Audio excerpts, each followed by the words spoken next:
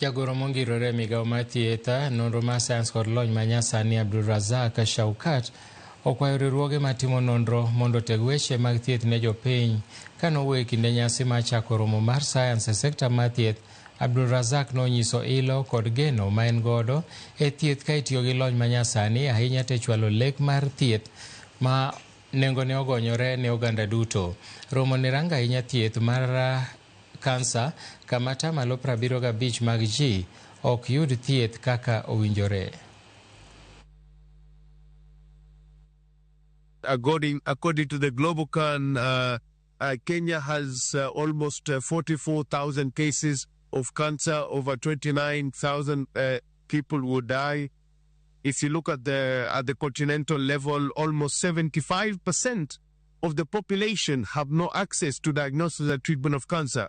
And it's for all these good reasons that if a symposium like this can come forward and be able to breach and build collaboration, cooperation, and bring all the policymakers, scientists, clinicians, and partners together, I think we can be able to address these issues but better. In this conversation, a lot better is the AI component, the artificial intelligence component.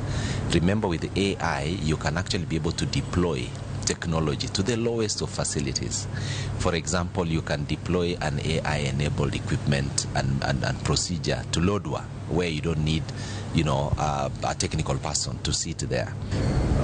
Our aim as doctors, our aims as healthcare practitioners is to make sure that we give the best to our patients. And before the PET scans, we used to rely on CT scans, and you see sometimes you may not know how much you're missing unless now you have a tool that can show you what exactly we are missing. And back in the day, we were missing a lot of lesions, especially when cancers are spread.